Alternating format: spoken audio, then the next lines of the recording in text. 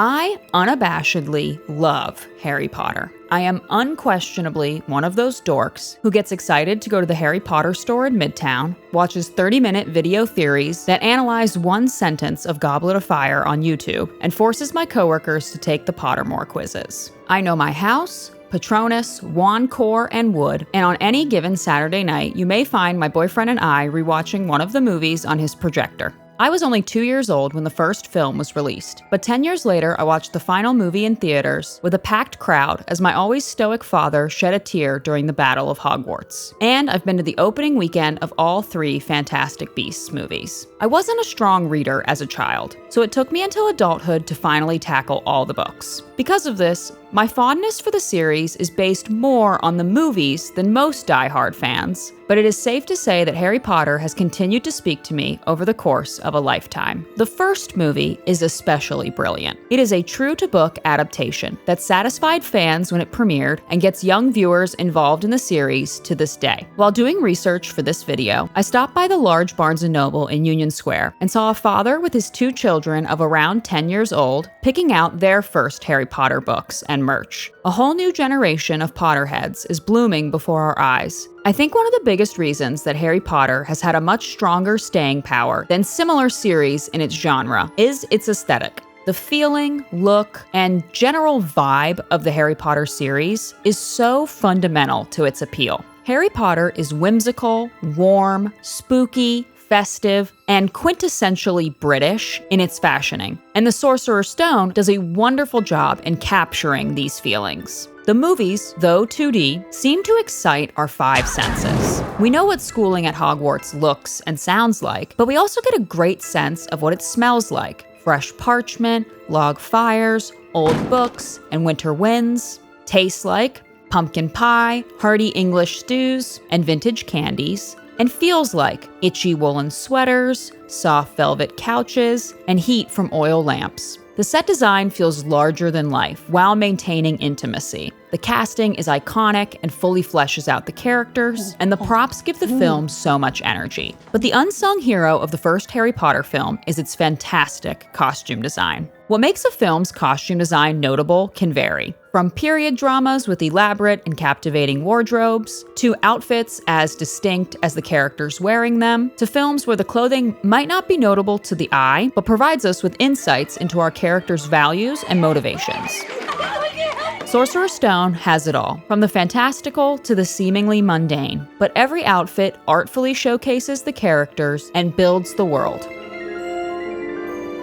First and foremost, Harry Potter is a fantasy story that welcomes us muggles into the world of witches, wizards, goblins, and ghosts. We're given our first look into the wizarding world when the great Albus Dumbledore pays a visit to number 4 Privet Drive on the night of James and Lily's death. Here, he meets up with a transfigured Professor McGonagall and Hagrid. Our 3 wizards are dressed in distinctly magical clothing. The clothing we associate with mystical or magical people, like hooded robes, draped gowns, and embroidered sashes, are rooted in medieval styles. We associate the medieval period with magic due to the widespread belief in the mystical and supernatural during that time. People commonly practiced witchcraft in their daily lives. The belief that magic was in fact a real and powerful source was further amplified by medieval folklore like the legend of Merlin. The robes of clergymen and academics of the time morphed into the standard dress for wizards we think of today. The pointed witch's hat that McGonagall sports can be traced back to the women of the 17th century, who, no matter the social class, regularly wore tall, black, wool felt hats. The witch's hat has also been attributed to a similar style worn by Quaker women and to the Junenhut, a cap Jewish men in medieval Europe were forced to wear for identification. Both of these groups have been accused of witchcraft as a form of persecution in the past. This historical context mirrors how the Dursleys view magical people in the story. I was the only one to see her for what she was. A freak.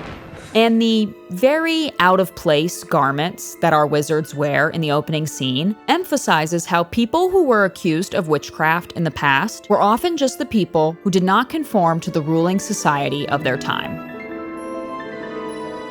When we fast forward to the present day, we meet an 11-year-old Harry being woken up by his shrewd Aunt Petunia banging on the door to his dusty cupboard under the stairs. His pajamas are clearly hand-me-downs of his husky and thuggish cousin Dudley's old clothing. The worn-out gray t-shirt and navy pants engulf Harry, being multiple sizes too large. We see him in these items again on his birthday when Hagrid comes to retrieve him.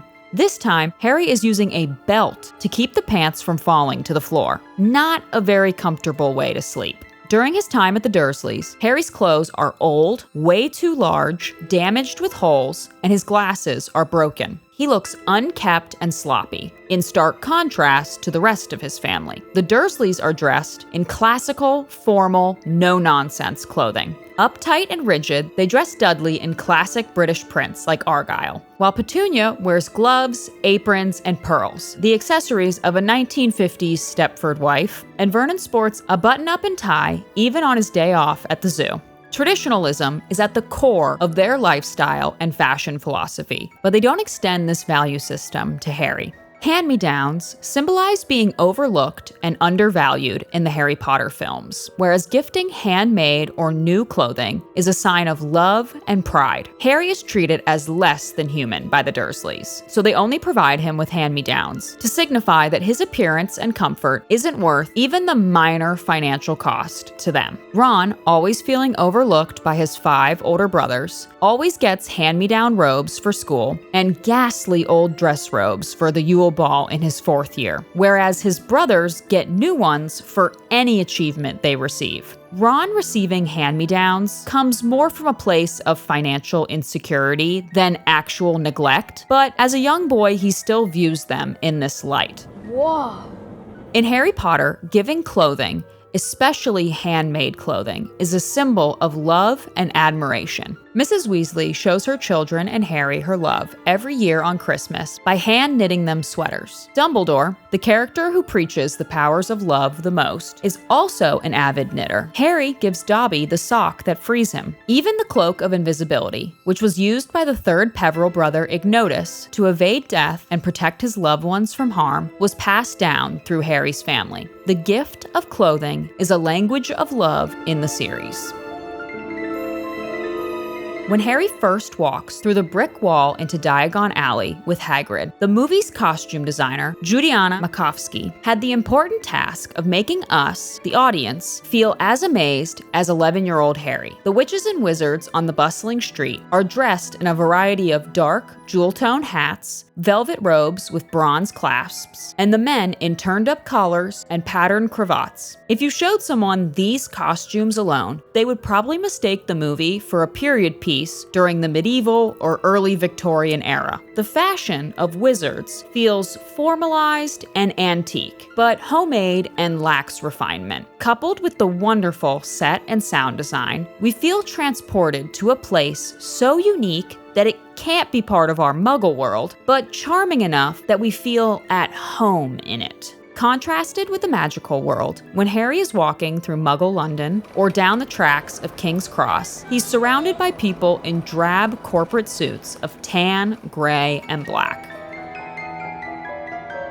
Each Hogwarts professor gets their own signature style that stays consistent throughout the movie. McGonagall is characterized the closest to a stereotypical witch: pointed hat, velvet emerald robes, and angular facial features. Traditional witchy clothing for our most traditional educator. Snape sports a serious, almost religious style of dress in all black. His clothing resembles the garments of Catholic priests. A religion based on rule following is perfect inspiration for a very rigid teacher. His dark clothes also add to our suspicions of him being this film's villain. Charms Professor Flitwick's clothing is fanciful and charming, with embroidery and a slightly iridescent fabric. Hagrid's medieval costume is practical and earthy, while Madame Hooch's robes move freely like a broomstick flying through the air. Dumbledore's character design and costuming is an almost exact match to the English description of Father Christmas. Thomas Hervey's The Book of Christmas describes Old Father Christmas as a white-bearded magician dressed in a long robe and crowned with holly. Harry Potter is a children's story, and giving Dumbledore similar attributes to Santa Claus and other major religious figures evokes trust and faith in the character. I also really enjoy the details on Albus's garments. The celestial patterns and random geometric prints embroidered on his hats and cloaks evoke the studies of Enlightenment thinkers, visualizing how Dumbledore is a Renaissance man of magic who values the spiritual and existential nature of ancient magic, along with the pursuit of fact and knowledge. The clothing that we see the kids wear at school plays into the academic and classically British feel of the series. They wear dark, rich, jewel-toned pieces in navy, royal blue, espresso, emerald green, scarlet, and maroon. After going to Gringotts and Diagon Alley, Harry buys himself a wardrobe that fits him. His clothes consist of heavy knits, khaki pants, and plaid accents, with an emphasis on warmth and comfort. All three in the Golden Trio are dressed with similar principles. When we first meet Hermione, the studious girl she is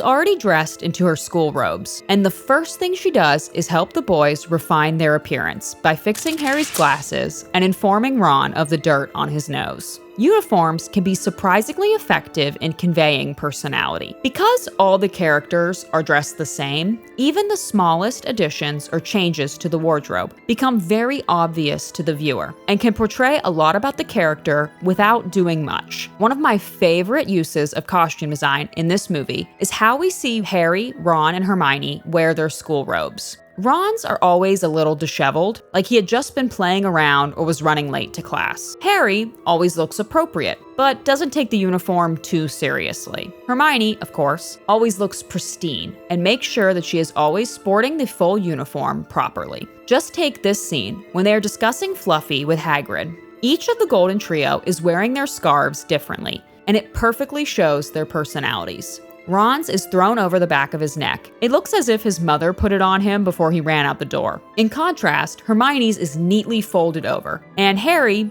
having tossed it over his shoulder, feels somewhere in the middle. After weeks of schoolwork and stress over finding Nicholas Flamel, Ron has given up even tying his tie, while Hermione's robes still look perfect. Fun fact, when Neville receives the Remember-All from his grandmother, it turns red because he has forgotten his robes. All the other Gryffindors are sporting theirs. Academic robes were worn by European scholars well into the 16th century and are still utilized for special occasions in academia today. The colors of these robes often denoted rank or class, similar to how the colors of the Hogwarts robes signify each house. The robes of medieval academics morphed into the standard dress for wizards, symbolically showing how the pursuit of knowledge can make for powerful sorcery.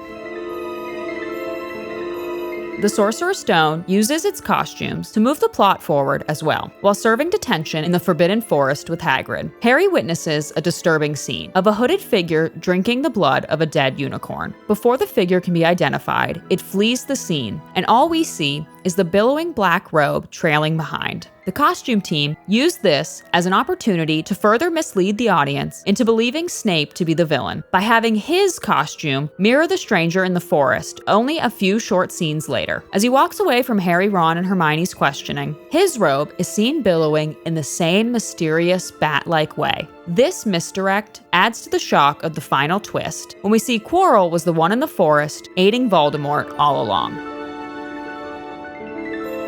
Red might be the most important color in the Harry Potter films. Almost every instance that it shows up on screen ends up being significant. Red is not only the color of Gryffindor House, it is also the light of Expelliarmus, the disarming charm that finishes Voldemort off, the color of the Philosopher's Stone, the Weasley family's hair, and phoenix feathers. Hagrid's first name, Rubeus, also means red in Latin. Harry is commonly associated with the color gold, but the building blocks of his journey to defeating Voldemort are often red.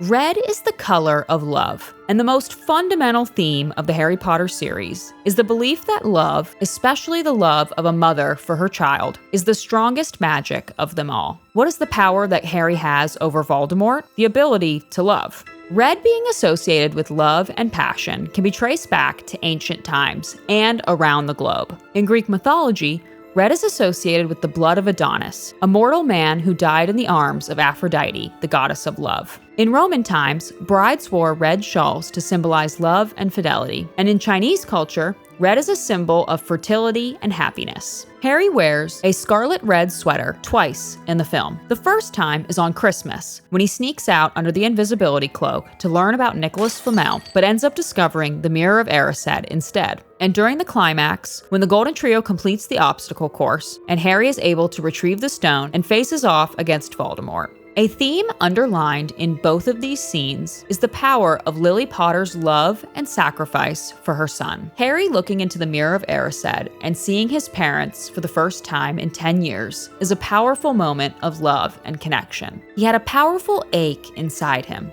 half joy, half terrible sadness. Harry defeats Quirrell and Voldemort not through fighting, but because of the residual effects of Lily's sacrifice. Quirrell can't touch Harry because of Lily's love. It burns his cursed and broken soul. The protection continues to act against Voldemort. Harry is stronger because he has felt love and warmth, where Voldemort is unable to grasp the warmth of love, and therefore can't grasp Harry or the Philosopher's Stone. The only flaw I can give the first Harry Potter film, in terms of its costume design, is its decision to change the house codes of Ravenclaw, specifically its colors and mascot. As a Ravenclaw myself, the change is particularly painful. In the books, Ravenclaw's house colors are blue and bronze, representing the sky and eagle feathers, the house's book mascot. The movies changed the colors to blue and silver and changed the mascot to a raven. I don't love this for a few reasons. First, it throws off the pattern of each house having its own unique color and metallic neutral. Gryffindor with red and gold, Slytherin with green and silver, Hufflepuff with yellow and black, and Ravenclaw with blue and bronze. The movies throw this balance off by having two houses with silver as their metallic neutral color. I think the reason this change was made was because on screen, it might have been hard to decipher the gold in Gryffindor for the yellow in Hufflepuff in the scarves. So to even it out, they gave the other two houses silver as their secondary color. But I think this could have been avoided by using the scarf patterns they swap over to in the later films, or by utilizing a very vibrant yellow for Hufflepuff and a very muted one for Gryffindor. The other issue is the change in colors has discouraged many Ravenclaw fans, including myself, from purchasing merch because blue and silver do not feel like the true colors of our house. Clothing, like the magic in Harry Potter, can be an outward representation of our inner selves. The clothing we choose to wear can illustrate our moods, showcase our values, and express to others where our priorities lie. Magic can do the same. Only a witch or wizard who has experienced true happiness can cast a Patronus. Only the pure of heart can get a Chillin to bow to them. Only those who have experienced death can see Thestrals. And the only way to mend a ripped soul is to feel remorse.